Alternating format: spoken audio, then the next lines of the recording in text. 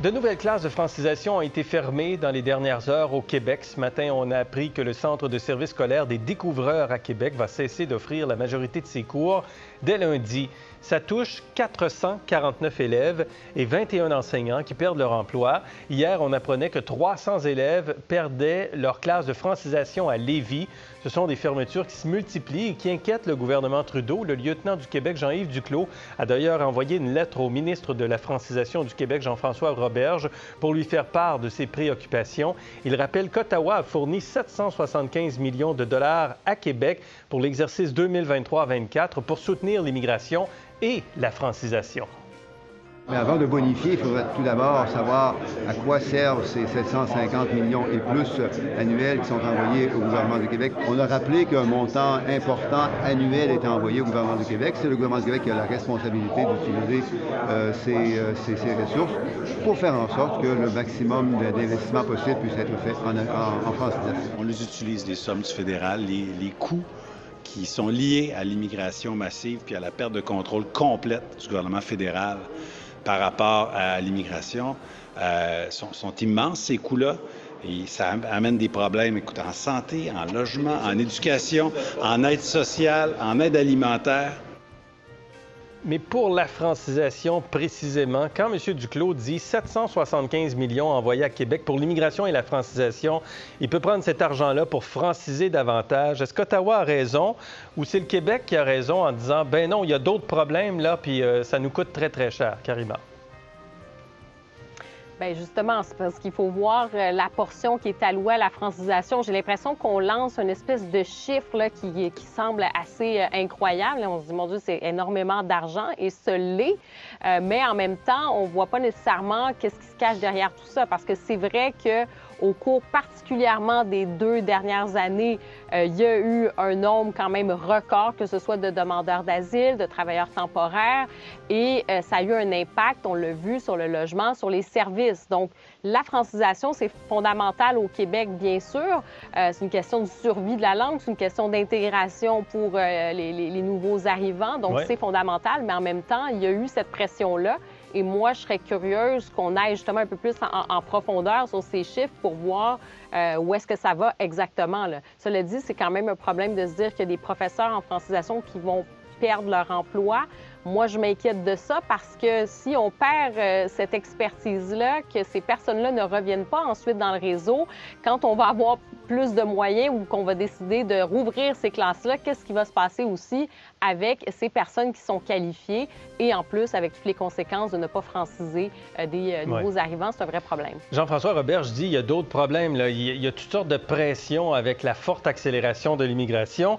Monsieur Duclos lui répond, ben oui, mais regardez ce qu'il répond dans sa lettre.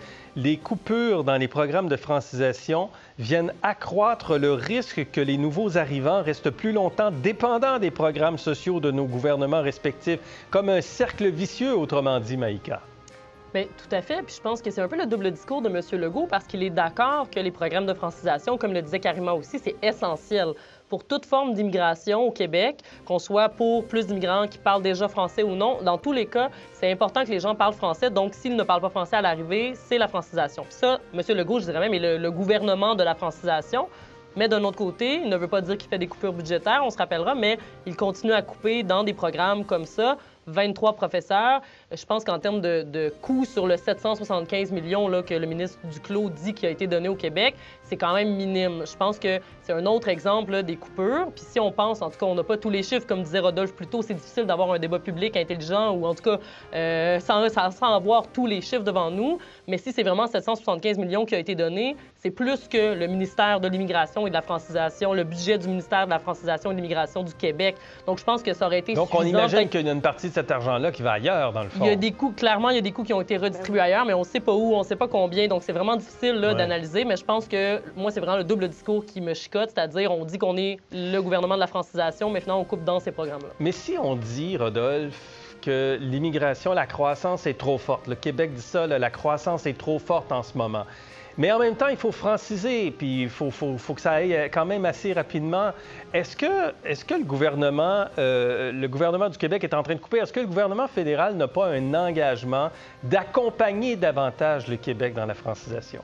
Ben oui, tout à fait, parce que maintenant, on est dans une situation où le gouvernement fédéral, le ministre Miller a fait toutes les tribunes, ils ont reconnu eux-mêmes que les chiffres étaient trop élevés. La croissance est trop vite. Que la croissance est trop vite, qu'ils veulent réduire. Donc, si eux-mêmes réduisent, c'est un constat qu'ils ont trop augmenté.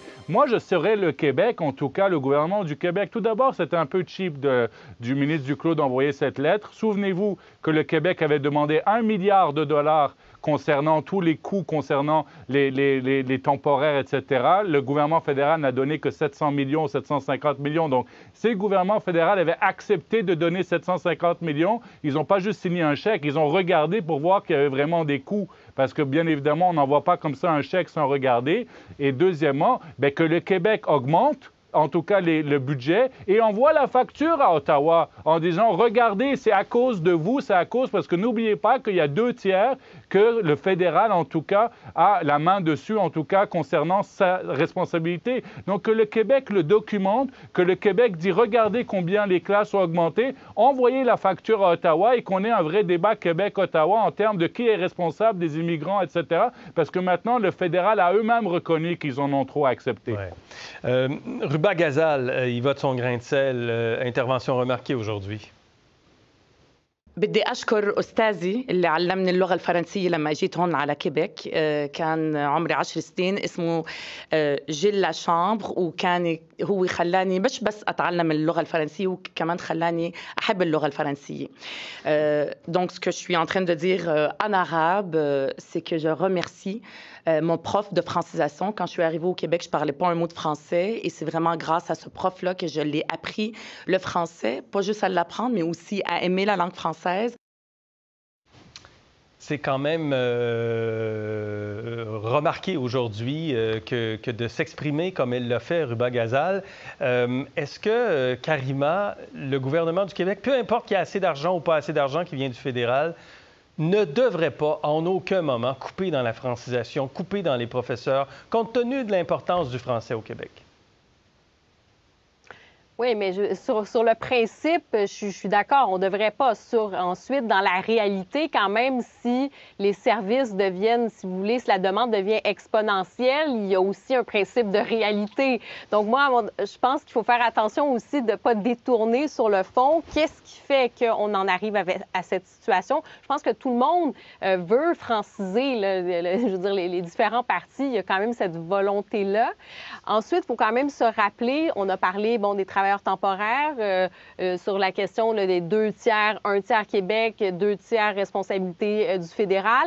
Ensuite, sur les demandeurs d'asile, ça reste quand même, écoutez, là, je regardais quand même les chiffres, c'est assez record. 2023 pour le Québec, 65 000, plus de 65 000 sur les 144 000 demandeurs d'asile au Canada. Donc, le Québec a reçu 45 quand même de la demande là, des demandeurs d'asile ici. Donc, finalement, quand Rodolphe dit oui, je pense qu'on va envoyer la facture, bien, il faut quand même se rendre à l'évidence qu'il y a des chiffres là-dessus. c'est quand même... Donc, oui, évidemment, la francisation est fondamentale, mais on a beau augmenter les budgets, si on ne réussit pas à rétablir la question de la régulation des flux migratoires pour qu'on puisse accueillir dignement, qu'on puisse franciser. Parce qu'au final, quand on ne régule pas, ça devient un problème pour tout le monde, Absolument. Pour les personnes qui arrivent ici, qui se retrouvent dans une situation difficile, et pour les services, évidemment. Je vous arrête, Karima, parce que je veux juste donner 15 secondes à Rodolphe. Il y a quand même le contexte budgétaire du Québec. Le gouvernement a demandé une croissance des dépenses vraiment très serrée, là. Oui, mais écoutez, dans ce contexte où c'est le message politique de la CAQ, c'est une question d'identité pour la CAQ, elle devrait allouer, en tout cas, augmenter les enveloppes pour la francisation, sinon elle n'a pas de crédibilité, en tout cas. OK, merci les amis. Merci Karima, merci beaucoup Rodolphe, merci Maïka. On se retrouve dans les prochains jours.